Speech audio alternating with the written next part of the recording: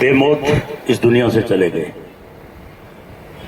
और 3 नौजवान भरू के मेघवाल जाति के सोबासर के पास सड़क हादसे में मर गए।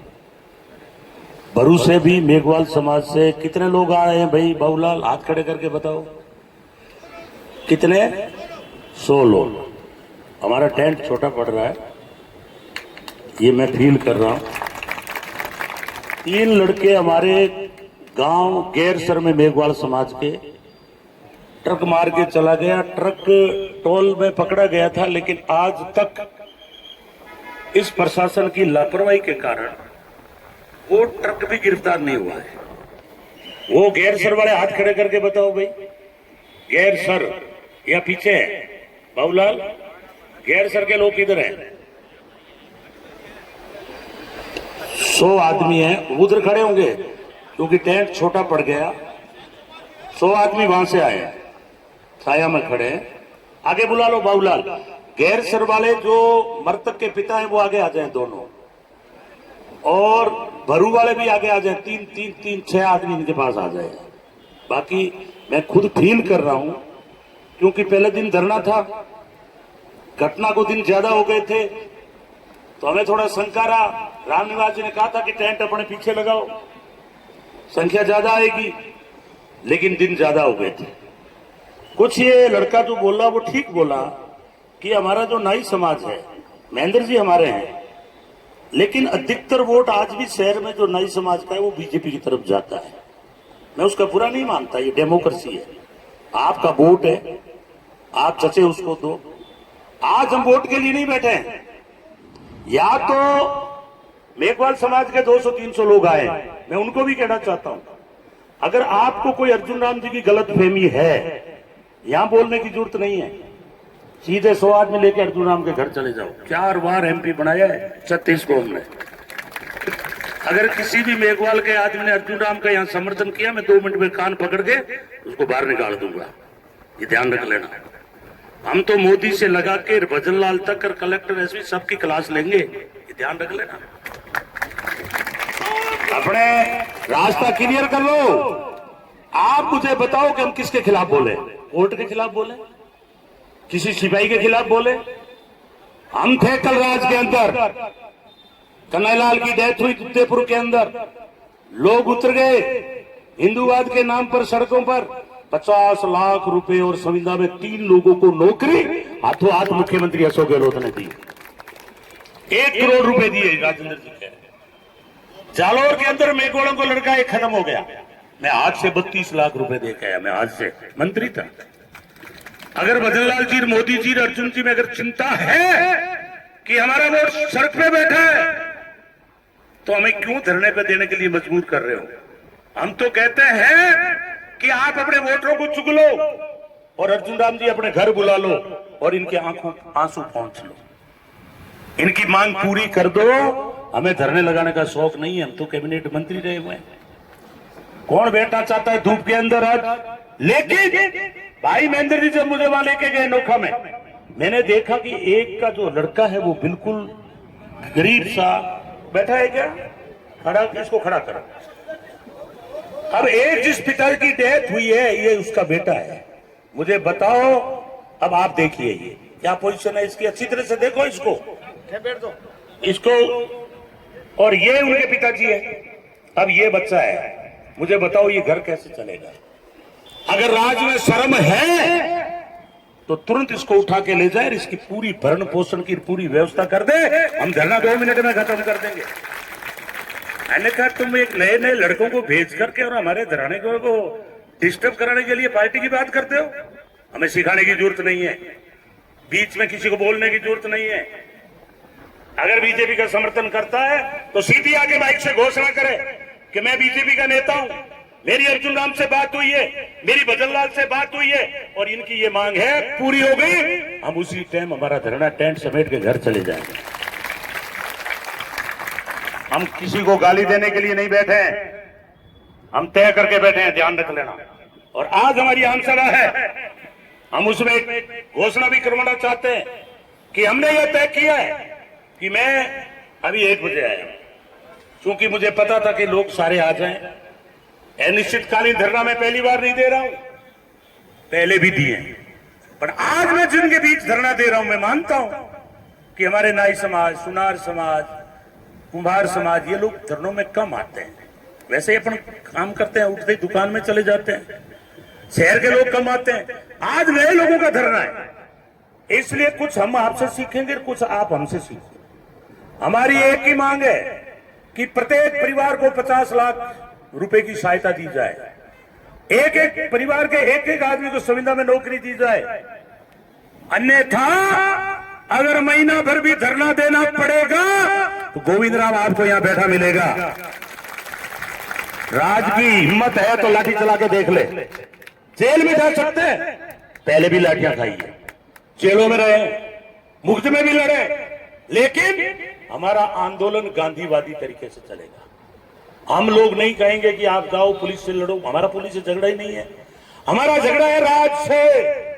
राज अगर अशोक जी गहलोत का था तो जनता आकर के हमसे मांग करती थी, हम मांग पूरी करते थे, और मांग पूरी नहीं होती थी वो अपनी नाराजगी जाहिर करते थे, और वोटों में भी तब्दीली करके, और वो कई जगह में खामियाजा भुगतना पड़ा। मेरा खाजूवाला छत्तीसगढ़ चला गया था, 30 दिन आंदोलन चल गया, मेरे कार्यकर्ता बैठ गए, मैंने वापस ला दी तहसीलें, फिर भी मुझे हारना पड़ गया। अब उन्होंने कहा गोविंद जी थारो राज होते हुए माने 30 दिन धरनों क्यों देना पड़ो, माने तो ये बात रो जवाब दो, ये मैं हारा हुआ आपके सामने बैठा, ये है पब्लिक।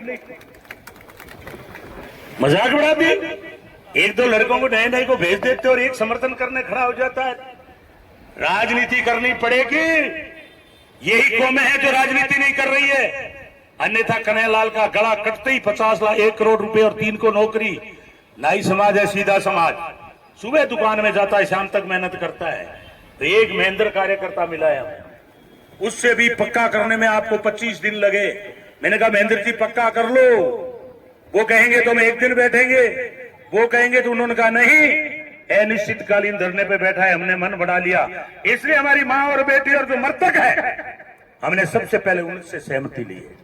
तो मैं लंबी बात नहीं कहूंगा, मैं एक ही बात कहूंगा कि राज, अरे भले आदमी मेरे से क्या पूछ रहे हो आप, अरे मैं 3 से 8 बीजेपी का एमएलए था, तुम तो अभी वार्ड पंच नहीं बने होंगे जो समर्थन कर रहे हो, एमएलए था, लेकिन मेरा अपमान किया, मेरी टिकट काटी, मैंने छोड़ दी। और कुछ ये हिंदू मुसलमान जाति देखते नहीं हो, लेकिन मैं उन बातों का ज्यादा जिक्र नहीं करूंगा। मैं एक ही बात कहूंगा कि 6 ये और 6 वो हो गए 12। हम सबकी डिमांड रखेंगे कि जिसकी जैसे घटना हुई है, लेकिन ये जो 6 आदमी मारे गए ये तो 50-50 लाख के हकदार हैं।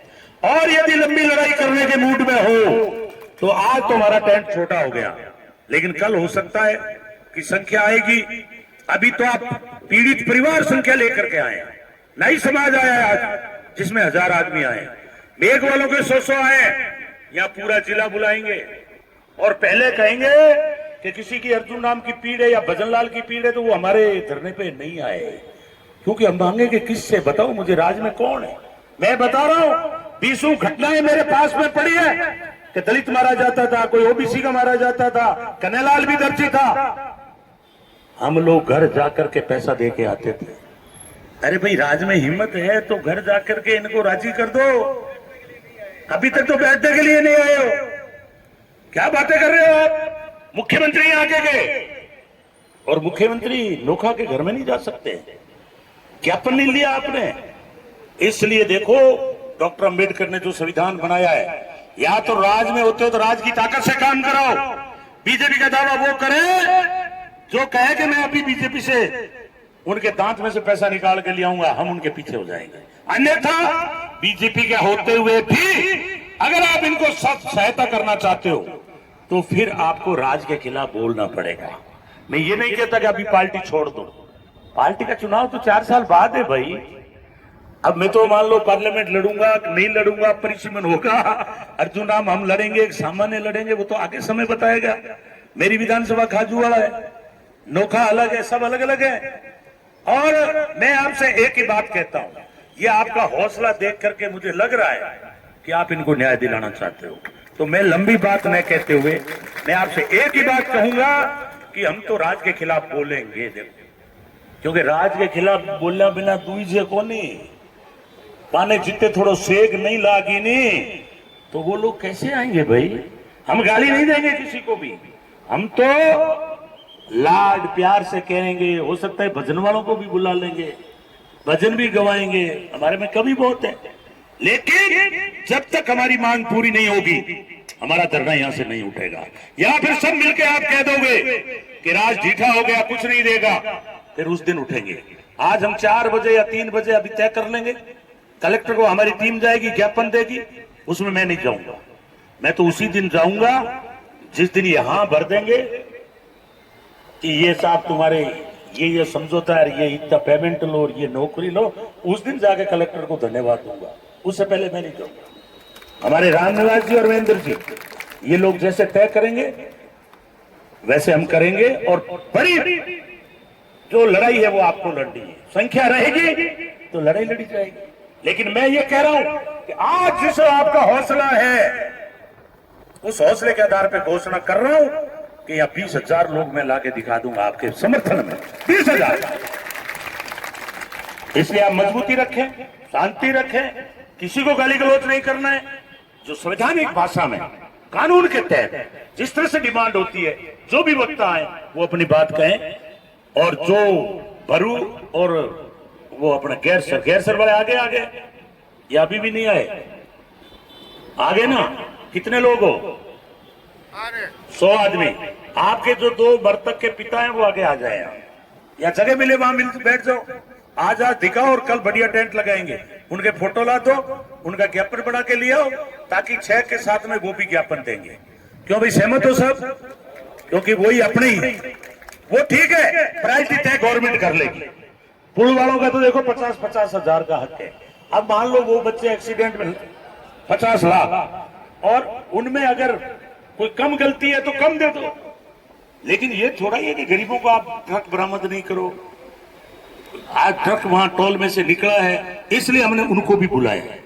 इसलिए हमें लड़ाई मिलकर लड़नी है, मजबूती से लड़नी है, क्योंकि आज तक हम कचहरी में बैठे हमें से जीत कर उठे हैं। तो अभी मैं मामूली आपको भूमिका बताने के लिए खड़ा हुआ था, बाकी मेरा किसी पार्टी को नीचा दिखाने का मूड नहीं है। मेरा एक ही मूड है कि राज के खिलाफ लड़ना पड़ेगा तो राज के खिलाफ बोलना पड़ेगा, वो भी संवैधानिक भाषा है, हमें गाली नहीं देनी है। इसलिए मेरी मां बहने बैठी है, शायद आज 12 दिन के बाद यहाँ करके बैठी है, कौन बैठना चाहता है? इसलिए अभी महेंद्र जी जिसको आगे नाम लेंगे वो बोलेंगे। आप शांतिपूर्ण बैठे रहें, आपके पानी की कैंपर की व्यवस्था है, चाय की व्यवस्था है, और हमारा कंटिन्यू रहेगा।